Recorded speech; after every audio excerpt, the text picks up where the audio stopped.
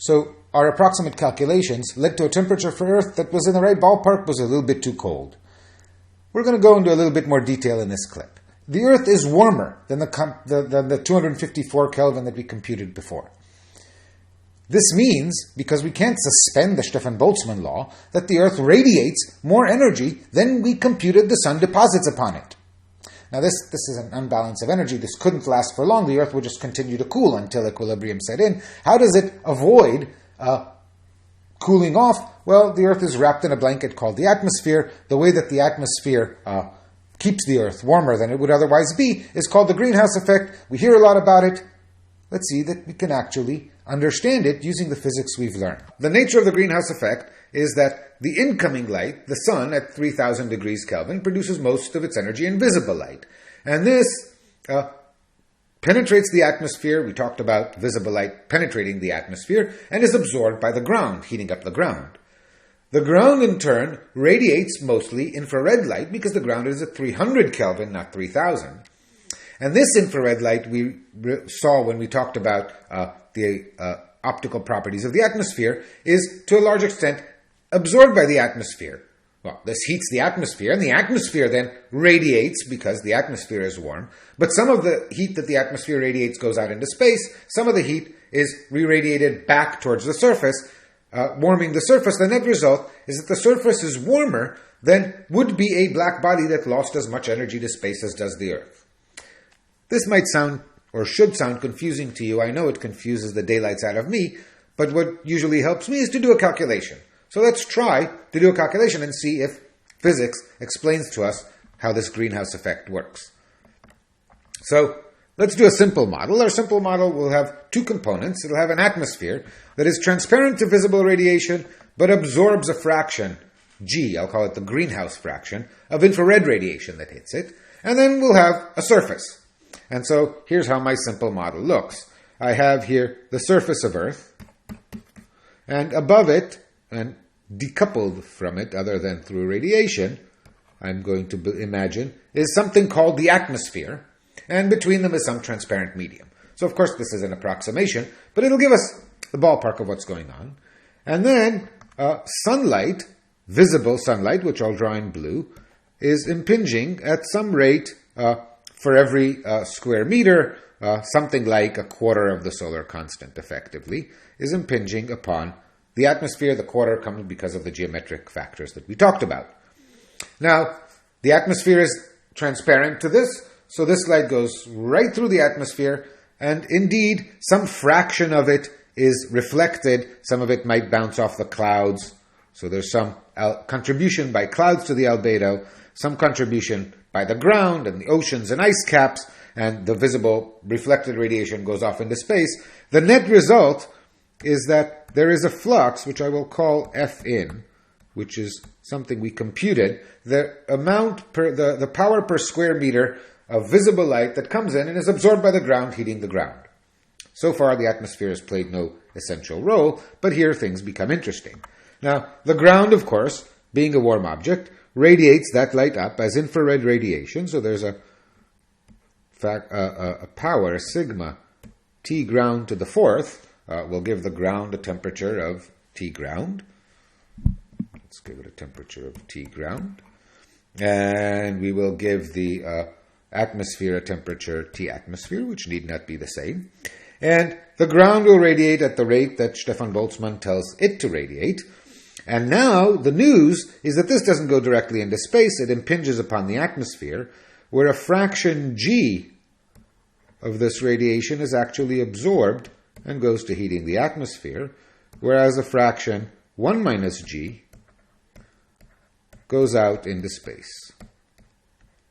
So far, so good, but now we have a warm atmosphere at a temperature TA, and this too radiates. We'll imagine that it too radiates like a black body, so there is a flux of sigma times the atmospheric temperature to the fourth in every direction emitted by the atmosphere, this layer, this imaginary layer that I've called the atmosphere.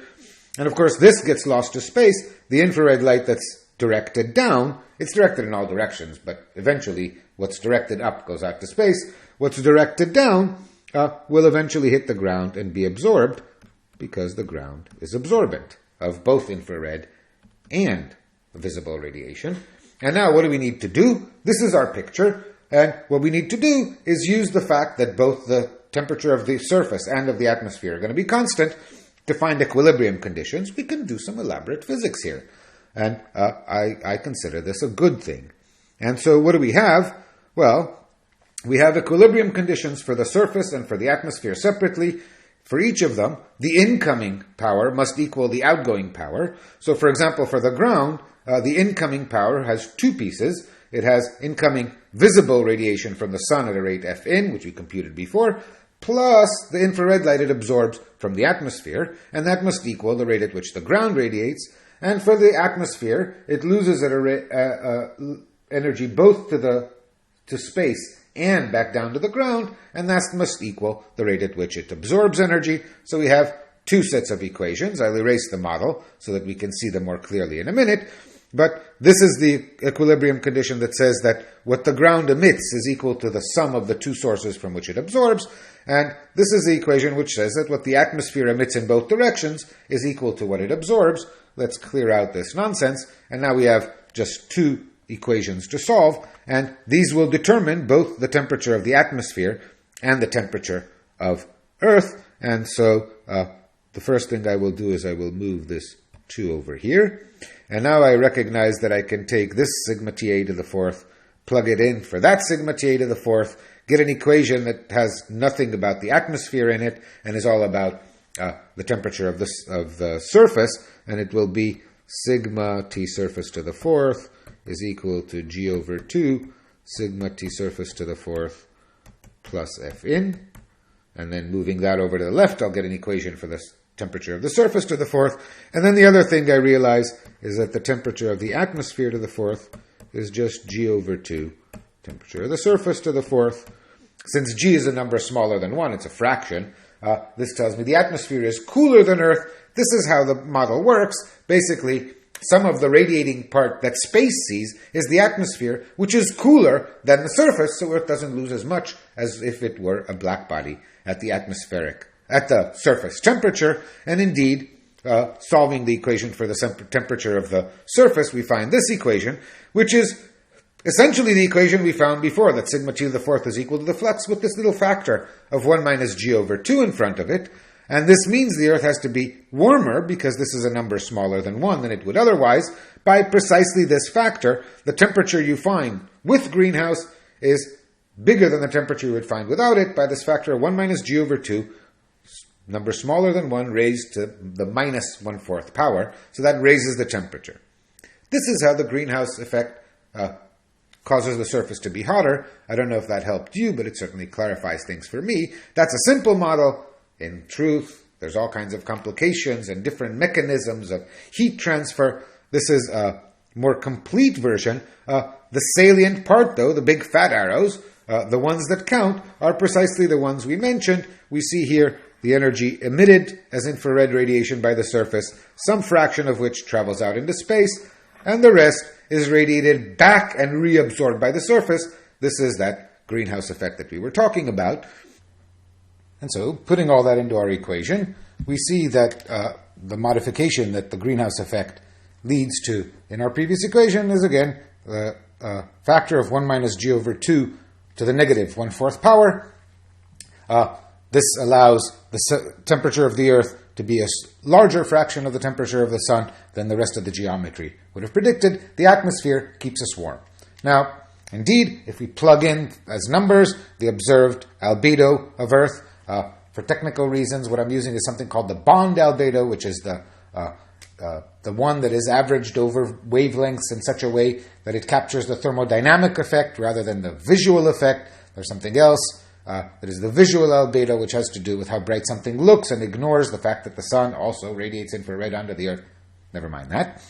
Effectively, this is the Earth's albedo that matters to us here, and I've plugged in greenhouse factor of 0.85, so the atmosphere absorbs 85% of the infrared light that falls upon it, and using these numbers, we find that the temperature of the Earth is 292 Kelvin. Now, I should point out very quickly that I cheated. You don't look up the greenhouse factor in a some manual and you don't measure it.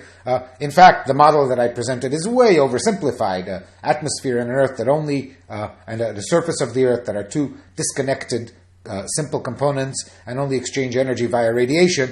This was a simplified toy model, and I adjusted the greenhouse factor to obtain the measured average temperature of Earth, which is 292 Kelvin, but the simple model captures most of the salient features.